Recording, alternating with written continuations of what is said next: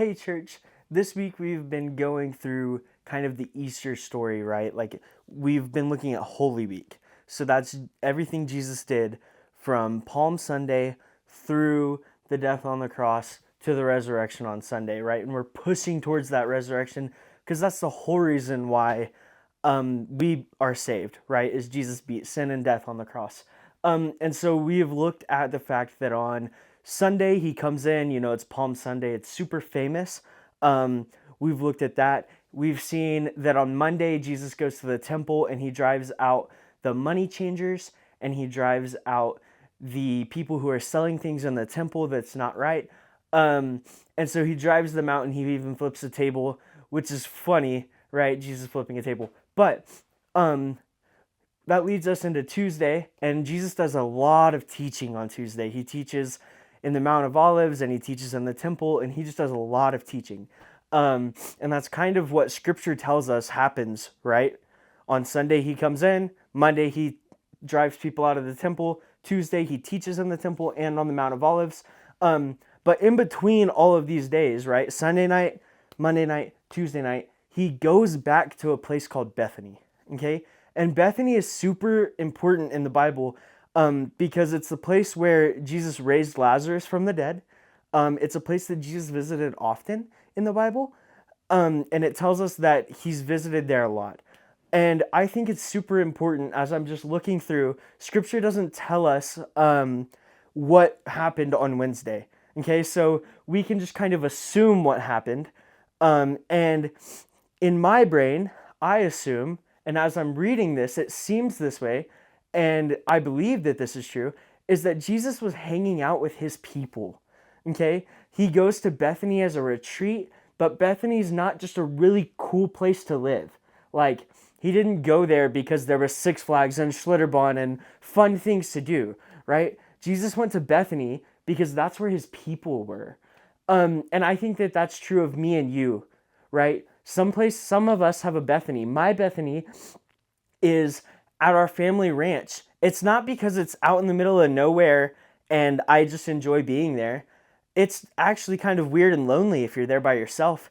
I enjoy it because we go with our family and our people are there and we have good community and we talk about the Bible together. That's why I love going there, not because it's a secluded place away from others, but because that's where our people gather.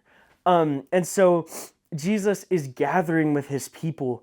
And I think it's interesting that he takes a break on Wednesday and the Bible takes a break and doesn't tell us what happens because it's more than likely that Jesus is just hanging out with the people he loves, getting ready to endure all the horrible things that are coming later on in the week. And so as we kind of go through this Easter season and we're journeying to the cross and to Resurrection Sunday, we have a prayer opportunity in the back of the church. And as I was looking at that and thinking about it, it's another one of those places for me right now that's a Bethany spot. I've been out there a few times this week just to soak in God's presence and kind of go through some of the prayer stations and just enjoy time alone with the Lord. But the time alone has been great. But I took my family out there and that was so much better because I had people to talk to and to fellowship with. We were not created to be individuals who lived alone and did things alone. God created us to be people together. And it's super important that we have people in our life. And here at Grace, I've found some amazing people. And I've done that, and people around us have done that. And all the testimonies I hear are from people creating relationships at life groups, at small group time, when they serve with each other.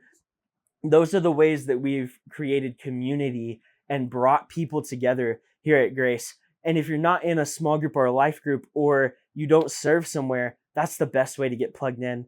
As I kind of looked at the journey to the cross, I was noticing that it's a circle. We laid it out in a circle pattern. And so that gives you prayer stations all the way from Palm Sunday, and it goes all the way through the week until Jesus is put in the tomb.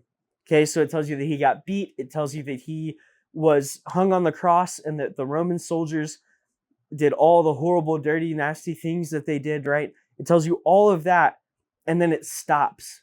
at Jesus in the grave.